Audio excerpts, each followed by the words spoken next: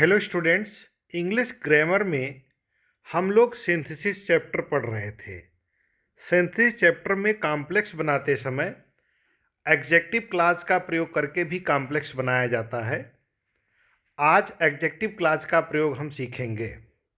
Adjective clause का प्रयोग करके यदि एक वाक्य के अंतर्गत आए हुए नाउन या प्रोनाउन के लिए एडजेक्टिव क्लॉज में क्या होता है, यदि एक वाक्य के अंतर्गत आए हुए नाउन या प्रोनाउन के लिए दूसरे वाक्य में कोई बात कही गई है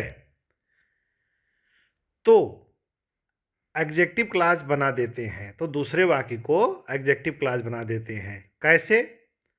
यहां पर वाक्य है सेपरेट मोड में। पहले है आई सा a dog, the dog was laying on the road. देखो, आई सा अ डॉग, डॉग के बारे में बात की जा रही है और डॉग के लिए फिर क्या कहा गया है कि वो रोड पर सोया हुआ था, लेटा हुआ था। अब इसी को कॉम्प्लेक्स बनाना है और एडजेक्टिव क्लॉज का प्रयोग करके बनाना है। कैसे बनाएंगे? आई सा a dog who was laying on the road, जो सड़क पर सोया हुआ था। मैंने एक कुत्ता देखा जो सड़क पर सोया हुआ था।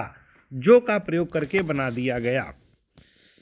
यहां पहले वाक्य में डॉग के बारे में कहा गया है और दूसरे वाक्य में उसी के बारे में बात कही गई है, इसलिए इन्हें एडजेक्टिव क्लॉज के द्वारा जोड़ा गया है।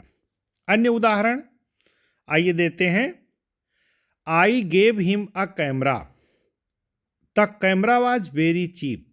मैंने उसे एक कैमरा दिया, कैमरा बहुत सस्ता था। इसका कॉम्प्लेक्स बनाना है। कैसे बनेगा?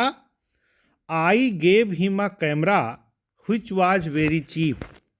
मैंने उसे एक कैमरा दिया जो बहुत सस्ता था। व्हिच का प्रयोग करके बनाया गया है।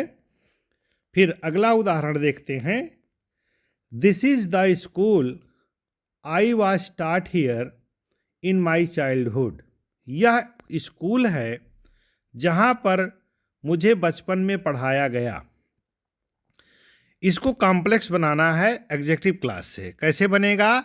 This is the school where I was taught in my childhood. जहाँ पर व्हेयर का प्रयोग करके बनाया गया। ठीक है। अगला उदाहरण है द मैन वाज काट ही स्टोल माई वॉच। आदमी पकड़ा गया, उसने मेरी घड़ी चुराई थी। इसका कैसे बनेगा complex? The man who stole my watch was काट।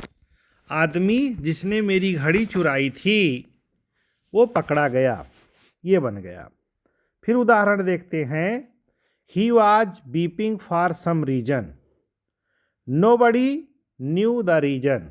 वह किसी कारण से रो रहा था, कोई कारण नहीं पता था। कोई किसी को उसके बारे में नहीं पता था क्यों रो रहा है। क्या बनेगा? Nobody knew the reason why he was weeping. वो रो रहा था, यह कारण किसी को नहीं पता था कि वो क्यों रो रहा है। व्हाई का प्रयोग करके कॉम्प्लेक्स बनाया गया है जो एडजेक्टिव क्लॉज के अंतर्गत है। एडजेक्टिव क्लॉज किसी रिलेटिव प्रोनाउन जानते हैं कौन कौन से होते हैं? हु, हुज, हुम, व्हिच, दैट, अथवा किसी relative adverb how, why, when, where से शुरू होता है। ध्यान देंगे, इन्हीं शब्दों से एडजेक्टिव क्लॉज शुरू होता है। यहाँ ध्यान देना चाहिए कि जहाँ तक संभव हो इन शब्दों को उन शब्दों के पास रखना चाहिए जिनकी विशेषता प्रकट की जा रही है। जब आप इन शब्दों का यूज करेंगे तो जिसके लिए यूज कर रहे हैं उसके निकट ही रखें इसको, तभी अच्छे से वाक्य बनेगा।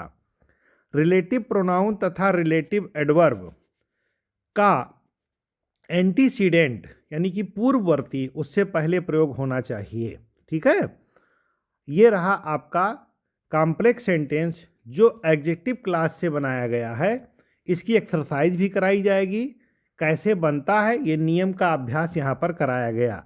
अब अगली क्लास जो होगी वो होगी एडवर्ब क्लॉज। उसको भी मैं आपको इसी चैनल पे सिखाऊंगा। इंग्लिश को अच्छे से समझने के लिए, लिखने के लिए, पढ़ने के लिए अच्छे से ग्रामर आनी चाहिए। जो आपको इस चैनल पर सिखाई जाती है। Thank you.